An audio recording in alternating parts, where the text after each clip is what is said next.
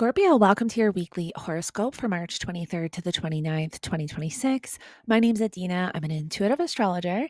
This week, the universe is forcing you to look at how you treat your own body, your time, and your daily energy.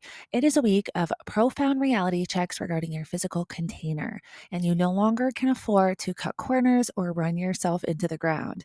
We are officially in Aries season. For you, Scorpio, using the whole sign house system, all of this intense fiery Aries energy is heavily concentrated in your sixth house. This is the sector of your chart that rules your daily routines, your physical health, your work environment, your coworkers, and the daily mundane tasks that keep your life running. This week is a story of three acts. We start first with the moon in Gemini, completely scrambling your logic regarding your emotional depth versus your desire for joy early in the week. Then the ultimate structural reality check hits midweek as the sun forms a conjunction to Saturn, forcing you to look at your physical burnout. And finally, a massive emotional trigger arrives as Venus hits Chiron, bringing up a deep wound around being undervalued for your hard work. Let's break down exactly how this energy is going to feel and the exact strategy you need to navigate it. So on Monday and Tuesday, the moon is moving through Gemini. For you, Scorpio, this is lighting up your eighth house of intimacy, shared resources, and deep psychology. Your mind is hyper focused on investigating the hidden layers of a situation. You are thinking deep, processing heavy emotions, or looking closely at a financial entanglement. But here is the friction. That Gemini moon is forming a harsh 90-degree square to the heavy, faded energy sitting in your fifth house of Pisces. The fifth house rules joy, romance, creativity, and your inner child. What this means is that your logical drive to process heavy, intense emotional depth, which is your eighth house, is going to war with the desire to just be lighthearted, date, or create freely, your fifth house.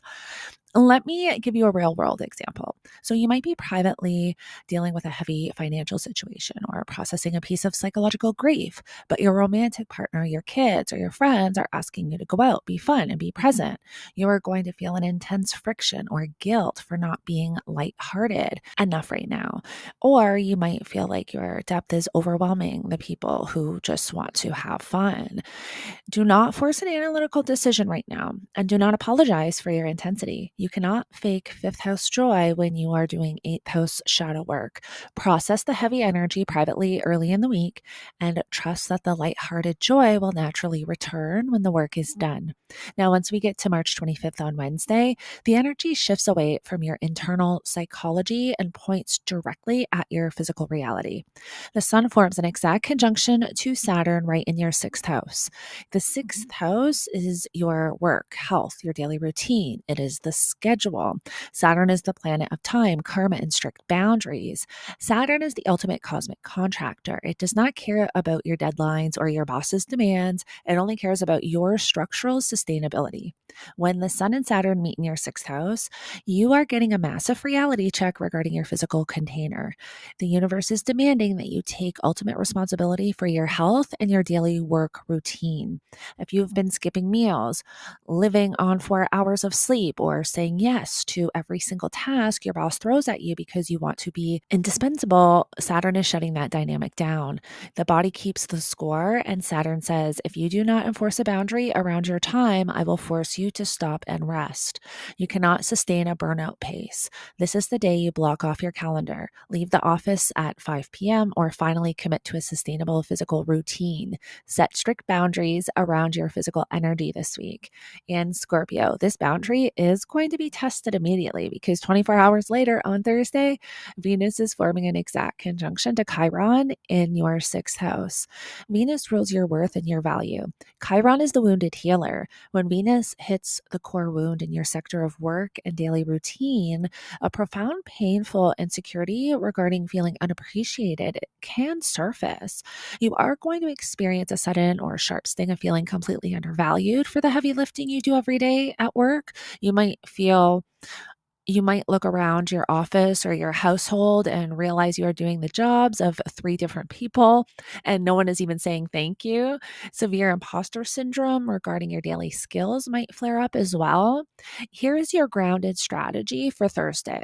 Do not react by working even harder to prove your worth. The shadow side of Scorpio is silently taking on more of the burden to prove that you are the only one who can survive the pressure.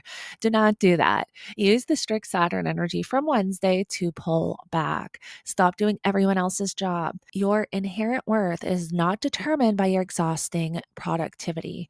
Let the balls drop if they aren't yours to juggle.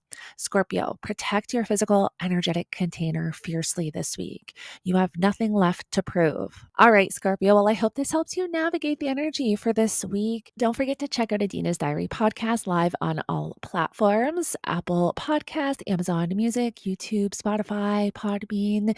If you are dealing with toxic relationships, narcissistic abuse, narcissistic recovery, this is right up your alley.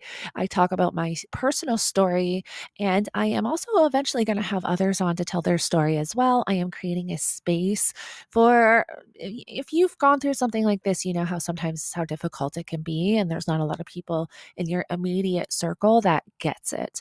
So if this is something that aligns with you, make sure you check that out. I will also have in the description below the links to book a pre-recorded reading with me. These readings are structured very much like how I structure my YouTube videos. I do presentations only with your chart, not a lunar chart. And so it's not just a reading, it's also a learning tool that you can keep forever. All right, Scorpio. Well, thank you so much for joining me. Don't forget to like, share, and subscribe if you align with my energy and enjoy my content. And I will connect with you in the next one.